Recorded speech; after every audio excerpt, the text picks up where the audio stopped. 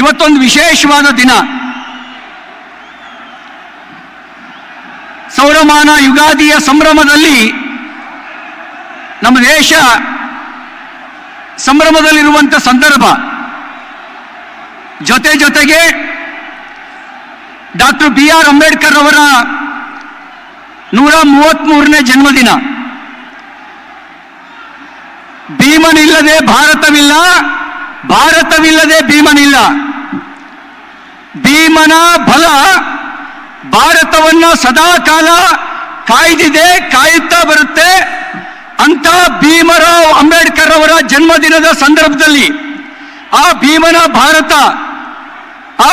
ಭಾರತ ಮತ್ತಷ್ಟು ಬಲಿಷ್ಠ ಆಗೋದಕ್ಕೆ, ವಿಶ್ವಗುರು ಭಾರತವಾಗೋದಕ್ಕೆ, ಭರತನ ಮುಕ್ತ ಭಾರತ ಆಗೋದಕ್ಕೆ ನರೇಂದ್ರ ಮೋದಿ ಅವರು ಮತ್ತೊಮ್ಮೆ ದೇಶದ ಪ್ರಧಾನಮಂತ್ರಿ ಆಗೋದಕ್ಕೆ ಆಶೀರ್ವಾದ ಮಾಡಬೇಕು ಅಂತೇಳಿ ವಿನಂತಿ ಮಾಡ್ಲಿಕ್ಕೆ ನಾನು ಬಯಸ್ತೇನೆ.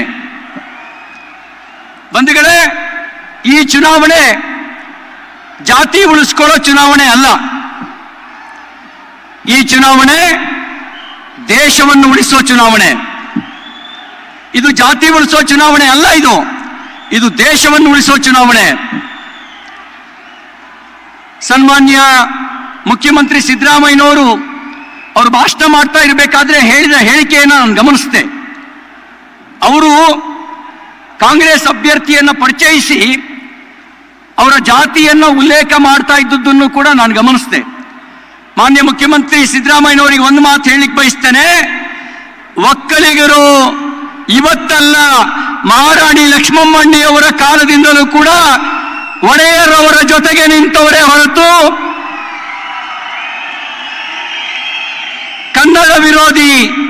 ಕನ್ನಡ ವಿರೋಧಿ ಆಡಳಿತ ಭಾಷೆಯನ್ನ ಕನ್ನಡದ ಬದಲಿಗೆ ಪರ್ಷಿಯನ್ ಭಾಷೆಯನ್ನು ಹೇರಿದಂತ ನೀವು ಮೆರೆಸ್ತಕ್ಕಂಥ ಟಿಪ್ಪುವಿನ ಜೊತೆಗೆ ನಿಂತವರಲ್ಲ. ಅವತ್ತಿನಿಂದ ಇವತ್ತಿನವರೆಗೆ ಒಕ್ಕಲಿಗ ಸಮಾಜವೂ ಸೇರಿದಂತೆ ಇಡೀ ಹಳೆ ಮೈಸೂರು ಭಾಗದ ಎಲ್ಲ ಜನರ ಅನಿಷ್ಟ ಇದ್ದದ್ದು ಮೈಸೂರು ಸಂಸ್ಥಾನಕ್ಕೆ, ಮೈಸೂರು ಒಡೆಯರ್ ಸಂಸ್ಥಾನಕ್ಕೆ ಅನ್ನೋದನ್ನ ಒಮ್ಮೆ ಮತ್ತೊಮ್ಮೆ ಜೋರಾಗಿ ಚಪ್ಪಾಳೆಯ ಮೂಲಕ ಹೇಳಬೇಕು ಅಂತ ವಿನಂತಿ ಮಾಡ್ತೇನೆ.